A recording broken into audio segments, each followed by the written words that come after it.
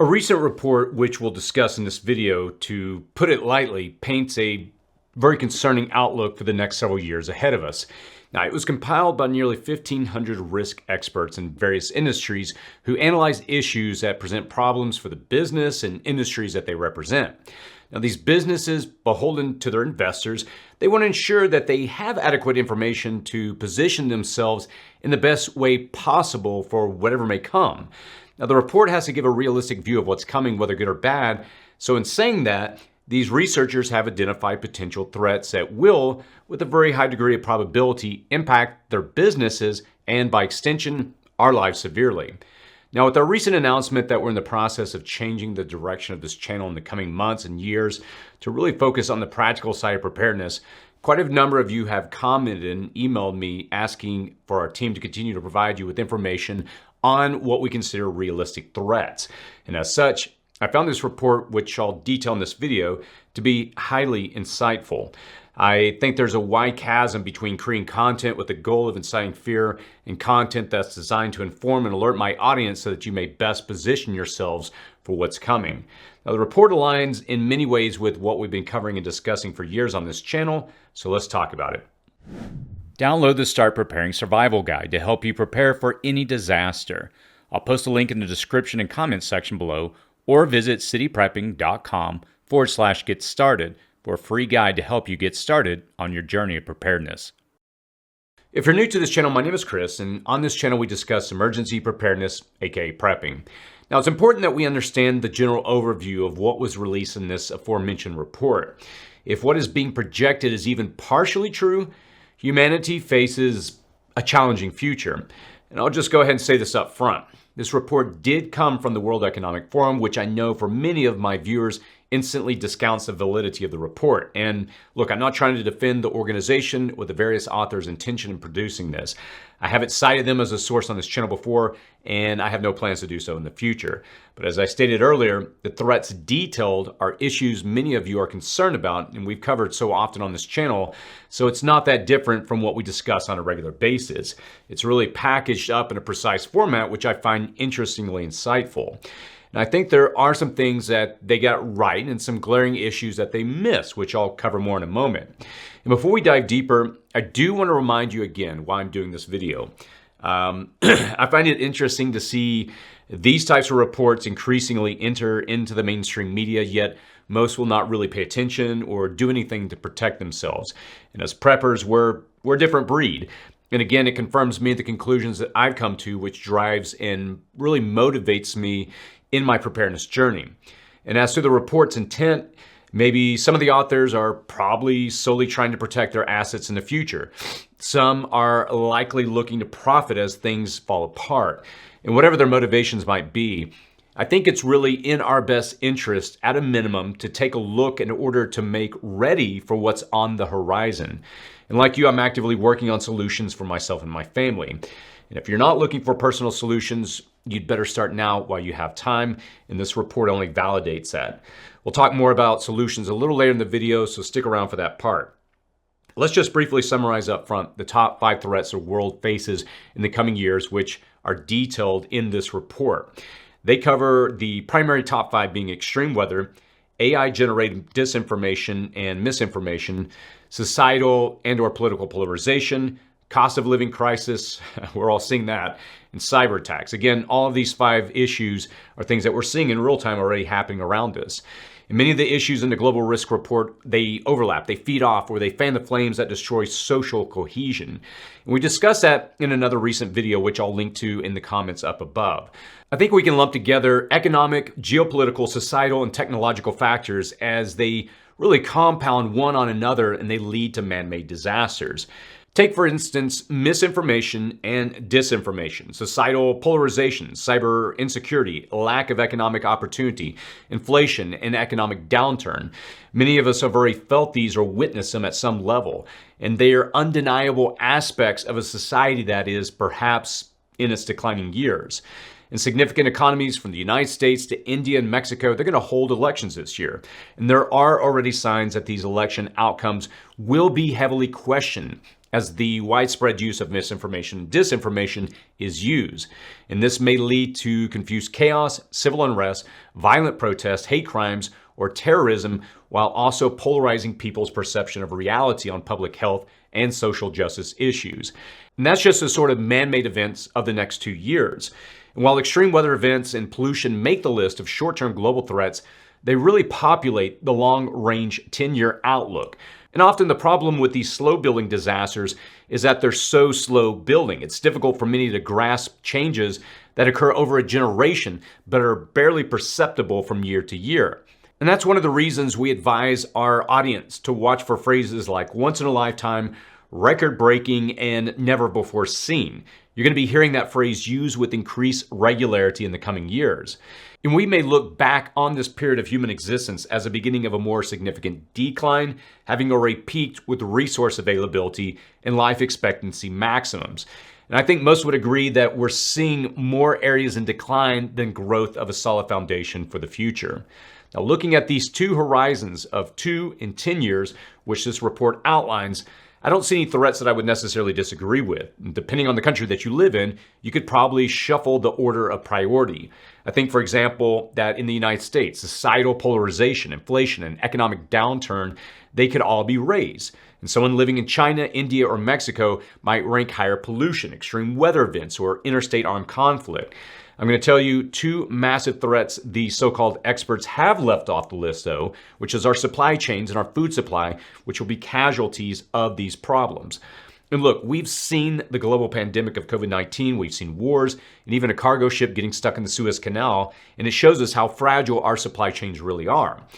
And look, at the time of recording this video, we're seeing attacks by Houthis on shipping vessels, which is impacting the supply chain.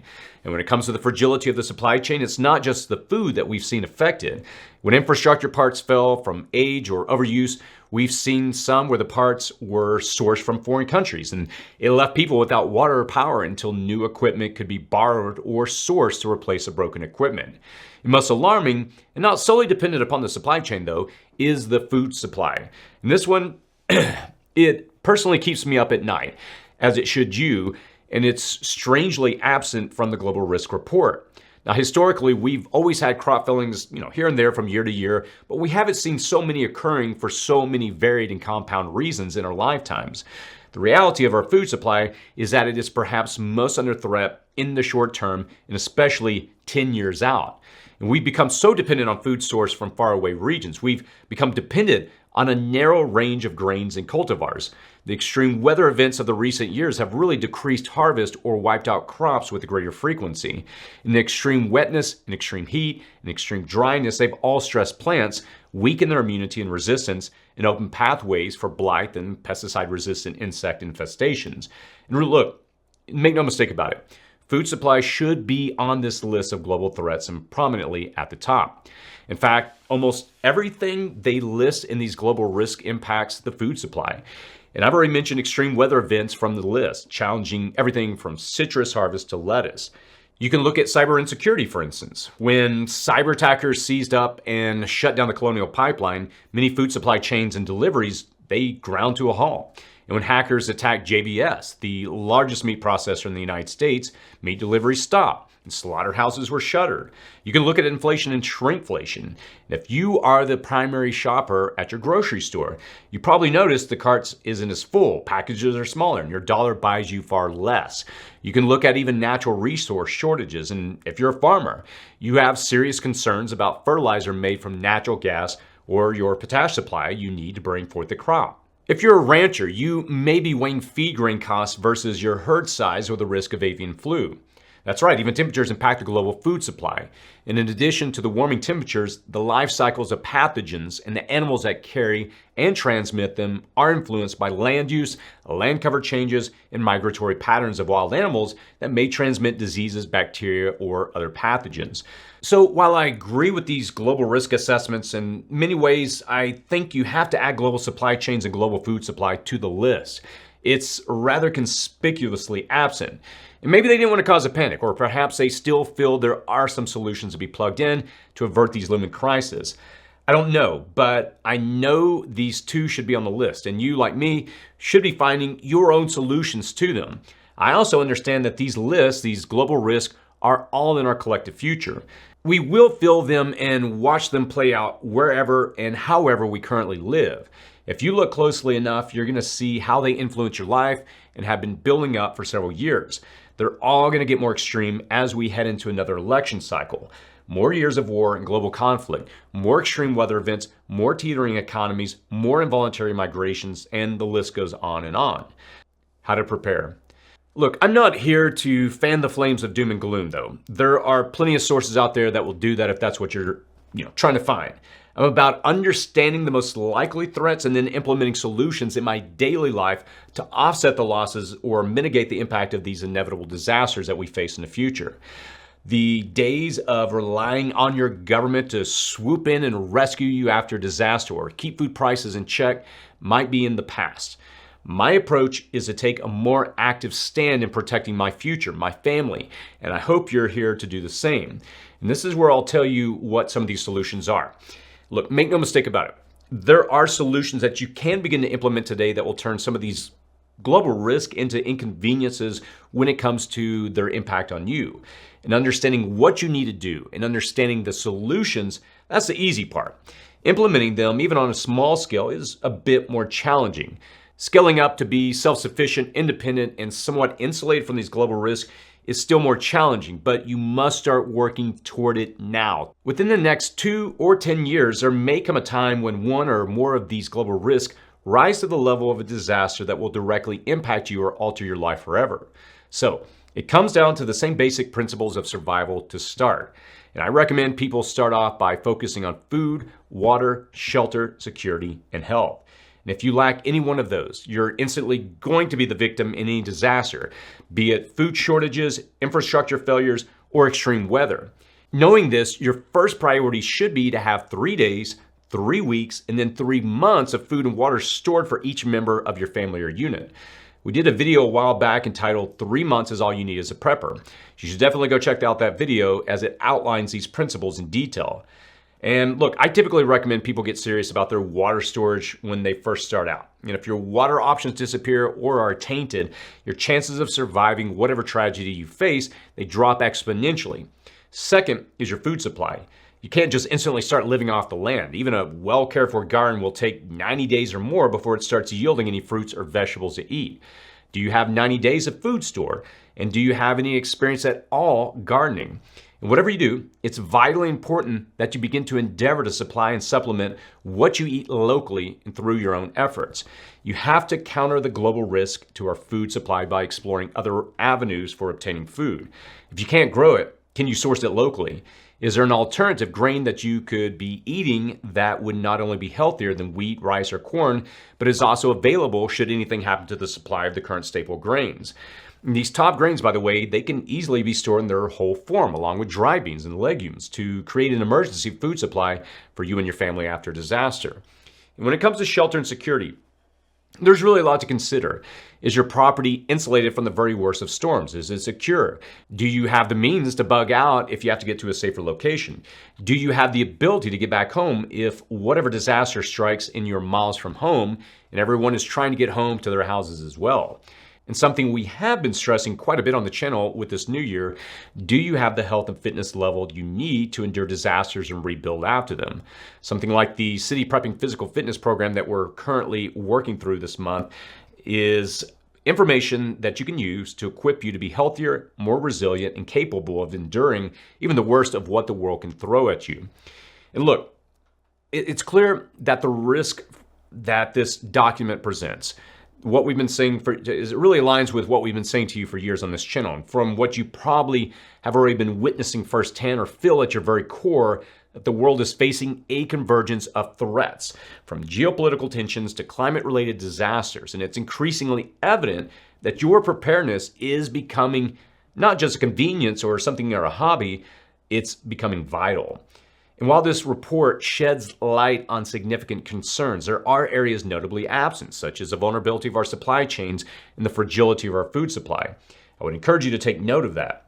These omissions should serve as a call to action for us to take personal responsibility and actively contribute to our resilience. Securing a stable food and water supply, fortifying shelter and security, and addressing your health and fitness are the best means of preparedness, and they are entirely within your sphere of control. You don't need a global think tank to tell you how to prepare or that the time to prepare is now. Look, don't succumb to the doom and gloom, but rather recognize the challenges ahead and take concrete steps to mitigate their impact. By adopting a mindset of self-sufficiency and preparedness, we empower ourselves to transform global risk into manageable inconveniences. And I hope you join me on that journey. I would encourage you to watch next 2 videos that I'll link here about the threats that we face in 2024 and why the United States will suffer from a lack of social cohesion this year. And look, armed with the knowledge gleaned from these 2 videos, you can begin or continue with a well-informed preparedness plan. You start to lessen the likelihood of becoming a victim and increase your odds of surviving. In the face of uncertainties, the opportunity to unite as a community, to share knowledge, support one another, and implement practical solutions still exist. And I genuinely feel the window is closing more by the day. And that's not something I take joy in saying, but the time, and I say this because I would encourage my audience to take advantage of the time now to build that foundation to withstand what we see coming in the future. Remember, the collective resilience begins with individual actions. If you have any thoughts, any feedback, feel free to post that below. And look, I know this video is heavy. I've been trying to back the channel more into, like I've stated a few times in this video, a practical approach to preparedness. And it has been frustrating to watch different events play out. Again, I don't get caught up into politics on this channel.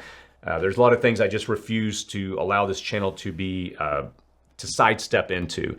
But there's clear signs, and I'm only saying this because it's influencing, quite honestly, the way I'm preparing. I'm taking some pretty big steps this year. I'm taking some chances. I'm going to be doing some investments in building an off-grid setup here at my house and on a piece of property I'm looking at, because if there was ever a time to prepare and to make ready, I believe, and this is not something I'm just saying on the channel to get views, it's something I'm beginning to do. And it's, again, it's gone from, hey, I enjoy doing this. This is something I find pleasure in, building self-sufficiency, all these things, to increasingly, as I look to these next few years, I see it as a key foundational component of survival for me and my family. And that's just from my heart, and that's just the way I feel, and that's why I'm going to continue to do these videos to give you information. But again, we're trying to focus on the practical preparedness. Definitely go check out the new video that we just released yesterday on physical fitness. We spent a lot of time on that, and we're trying to encourage our audience to get themselves physically fit, because if you don't have that, you have nothing. Whew. All right. As always, gang, stay safe out there.